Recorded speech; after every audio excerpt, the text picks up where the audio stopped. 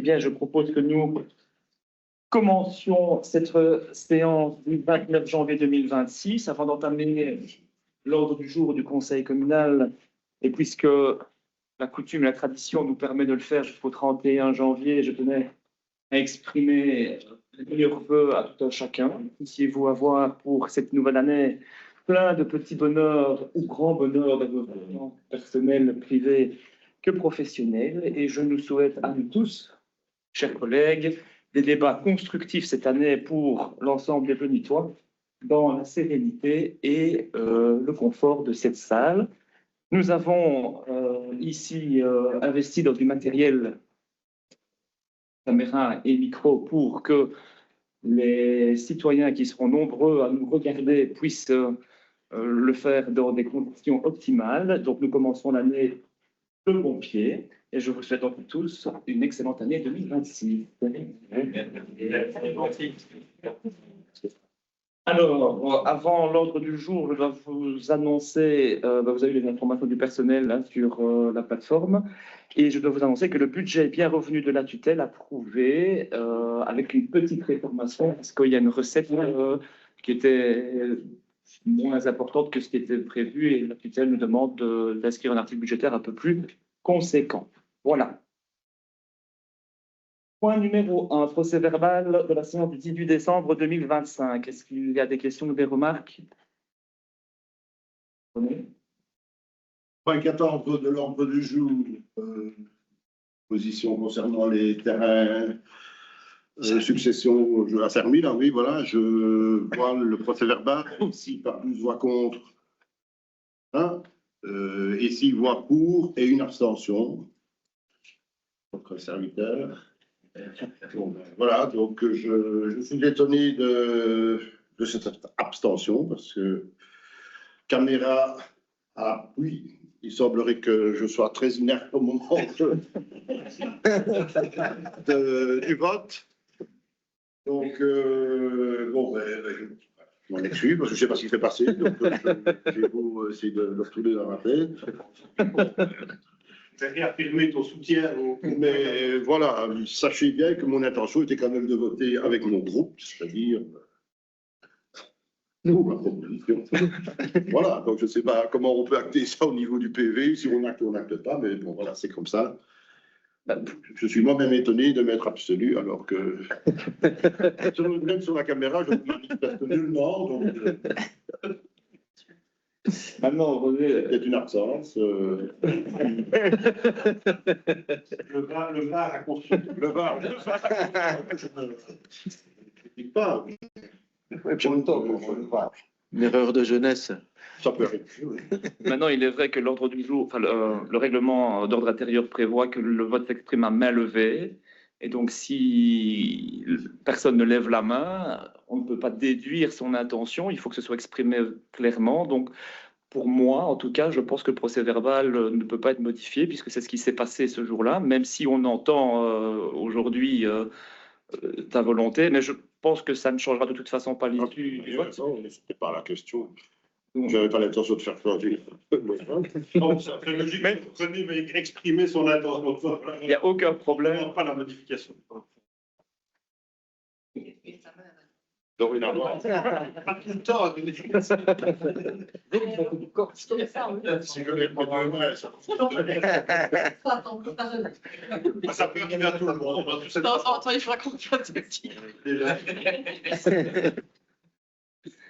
Je vais essayer de te regarder. c'est une unité précoce, peut-être, je ne sais pas. Je ne sais pas le médecin ce qu'il en pense. Je ne le souhaite pas. Ah, ben oui, c'est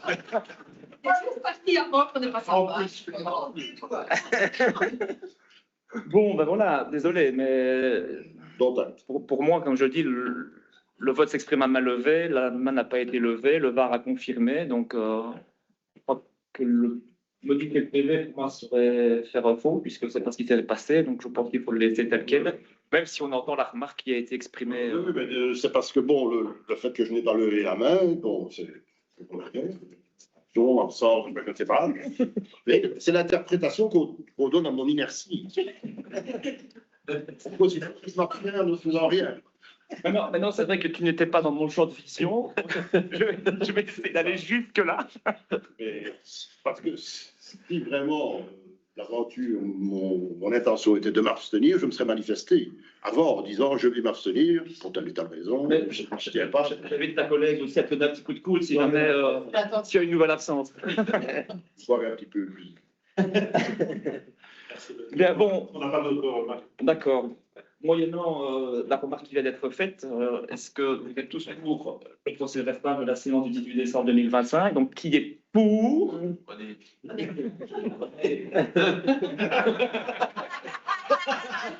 Qui est contre? Mais je vais m'abstenir. Mais attention, on ne vote pas l'abstention. On ne vote pas l'abstention. Alors je vote pour. Allez. On note que tu as voté pour. Tout le monde a voté pour. Oui, Est-ce que c'est bien légitime de voter? on verra ce qu'on voit. C'est la caméra dit. Allez, point suivant, la dotation communale pour la zone de secours Vestre-Ougne et Plateau pour l'année 2026. À la demande de la zone, on a inscrit le même budget la même dotation, le même montant que l'année dernière, malgré les annonces de la province d'intervenir un peu plus. Le budget a été voté à la zone tel quel, donc nous vous demandons votre approbation pour le montant de 522 943,55 €. Est-ce qu'il y a des questions ou des remarques? Non. Qui est pour? Allez. Je vous remercie. Point suivant, convention avec la SBL Terre sur les modalités de gestion des déchets textiles ménagers. Là, c'est un renouvellement de la convention pour les bus vêtements que nous avons pour une durée de 2 ans renouvelable. Est-ce qu'il y a des questions ou des remarques par rapport à cette convention? Non. Qui est pour? Je vous remercie. Point suivant, numéro 4, convention d'adhésion avec la SBL, groupement d'information géographique. Donc, en réalité, c'est une SBL qui a été créée par les pouvoirs publics, qui sont les provinces de Liège, Luxembourg et Namur, en vue de prévoir un certain nombre d'outils qui sont bien utiles pour les communes. Et nous, ce qui nous intéresse, c'est qu'il y a un logiciel qui permet de cartographier nos cimetières. Je pense qu'on en a grand besoin pour avancer dans ce dossier. La cotisation n'est pas excessive puisque c'est 25 € par an. Et donc, nous vous proposons d'adhérer à cette ASBL. Est-ce qu'il y a des questions ou des remarques? Qui est pour? Je vous remercie. Point suivant, nous avons besoin de passer un marché public pour l'entretien du système de chauffage ainsi que pour la désignation d'un chauffagiste, le CPS également, et donc dans l'administration, une bonne administration plutôt conjointe entre les deux institutions, nous proposons de lancer une convention pour un marché conjoint. C'est ce que nous vous proposons ici au point 5. Est-ce qu'il y a des questions ou des remarques par rapport à cela? Non? Qui est pour? Je vous remercie. Donc, du coup, le point suivant, c'est le marché public pour justement le mode de passation pour ce système de chauffage, l'entretien du système de chauffage des bâtiments communaux et du CPS, la désignation d'un chauffagiste chargé des différentes interventions dans ces bâtiments. Est-ce qu'il y a des questions ou des remarques? Non, pas plus. Qui est pour? Je vous remercie. Point suivant, ça concerne fatalement. Ça découle du point numéro 4 que nous venons de voter, l'adhésion à la SBL GIG. C'est comme ça que son petit dénominatif. On doit désigner un représentant. C'est une prise d'acte puisque nous proposons la désignation de Charlie 2D. Il y a des remarques par rapport à cela? Non. Nous en prenons d'acte et nous terminons déjà l'ordre du jour de ce conseil qui était fort chargé, mais je vous laisse la place aux questions d'actualité si vous en avez. Une première question sur les travaux de la rue Julien Guizen, sur d'information, savoir un petit peu une idée de planning, phasage, comment on va s'organiser l'accessibilité, qu'est-ce qui restera accessible ou pas comme une bande de circulation pour les riverains, une idée du planning général. Jean-Marie, tu veux répondre? On a eu une réunion avec l'entrepreneur et ils vont travailler ensemble. Je veux dire, les citoyens qui habitent dans la rue, Ils vont avancer, ils vont commencer par le fond de la rue, côté de phare de chambre. Ils vont remplacer les égouts, là. Ils vont faire deuxième phase, ils vont rénover les égouts. Ce côté-ci. Hein? Et chaque fois que, ici, il y a un citoyen qui a demandé, il va avoir un déménagement, donc il va s'arranger avec les ouvriers qui sont sur place, avec le chef de chantier, il doit avoir accès à son véhicule, tout ça va. Il reste une porte de circulation quand même pour aller jusqu'à l'école ou pas? Oui, dans la première phase, oui. Parce qu'il n'arrache pas. Génique, c'est un cul-de-sac, mais c'est ça à faire. Après, c'est plus grand. Pour le moment, ça l'est déjà, normalement. Oui, mais ça passe toujours dans les deux, ça. C'est pas passé encore. Bon. Mais quand, voilà, ils vont faire quand ils vont coller les bordures, Ouais. ben, certains citoyens ne pourront pas rentrer dans leur allée. Mais voilà, tout ça va être. Ils seront prévenus. En fonction de l'avancement des travaux, ils vont coordonner avec l'entrepreneur de manière à ce que les citoyens soient embêtés au minimum. Et sur la durée totale? Ce sont 160 jours ouvrables. 160 jours ouvrables, oui. Comment? Fin octobre. Si tout va bien. Pas trop d'intempéries. Oui. Un gros temps, ben, je ne pas. Oui, bah oui. 160 jours. Le plus gros moment, c'est ça quand ils vont faire les plateaux de la rue Farchamp, la rue Louis-Guizen. Donc au bout, ils vont faire un plateau dans le carrefour. Donc là, il y aura certainement une déviation qui sera mise par la rue verte, c'est ça? Verte-Bois, avec. Verte-Bois, oui. Ah bah oui, ça va couper Farchamp à un moment donné. Ben, Par oui, le plateau. enfin, pas pendant les jours, Dans le mais plateau. au moment du plateau, il faut le temps que ça sèche et Ça tient plus longtemps. là, il y aura un peu plus de perturbations pour les citoyens. Mais en principe, quand ils vont travailler d'un côté, on peut rentrer par l'autre et vice-versa. Merci. Normalement, ça devrait rouler. Après, ouais. Rapide. Une deuxième question. Donc ça, c'est par rapport au logement. Ici, c'était une question au logement bloc E, mais parce qu'on avait été interpellé par une locataire qui avait, dont le bail n'a pas été renouvelé, mais qui avait eu comme réponse, de toute façon, on ne louera plus le bloc E. Donc on en a parlé avec la directrice générale qui a confirmé que ce n'était pas l'intention, qu'il y avait bien... Et tout simplement, on ne prolonge pas les pots actuels, mais on fait des nouveaux pots à des nouveaux locataires.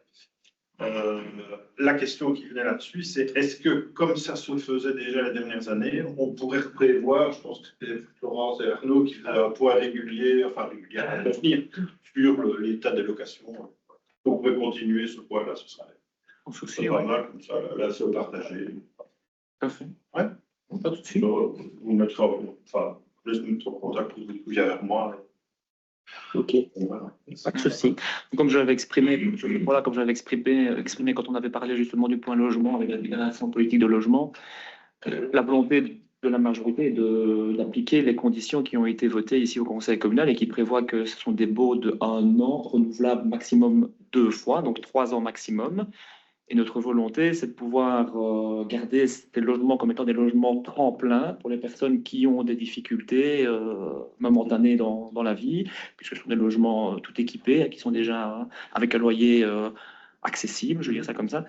Et pendant ces 3 ans-là, les personnes sont invitées à prendre leur destin en main, soit pour constituer une garantie locative pour avoir un autre logement après, soit pour trouver d'autres solutions.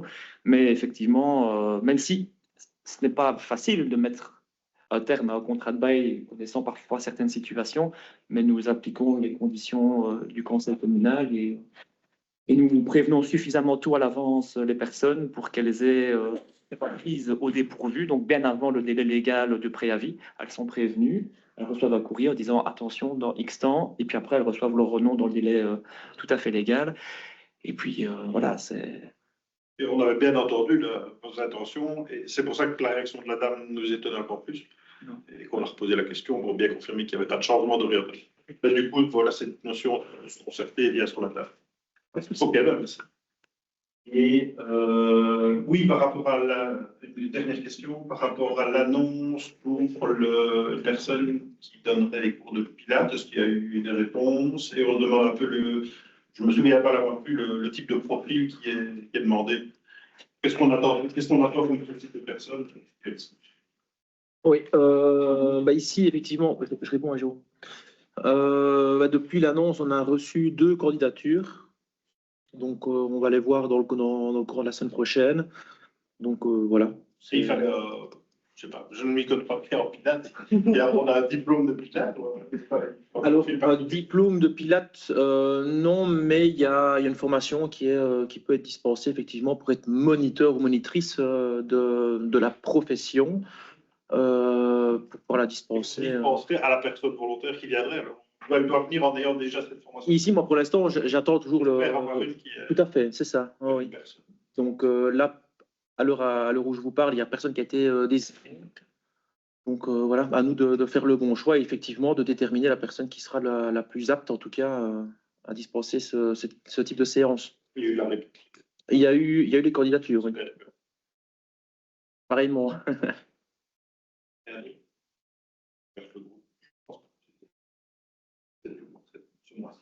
Eh bien, je vous remercie pour vos questions. Ceci clôture donc notre séance publique. Le prochain conseil communal est le 26 février 2026. Je remercie le public toujours fidèle de venir à nos séances et je vous souhaite une bonne soirée.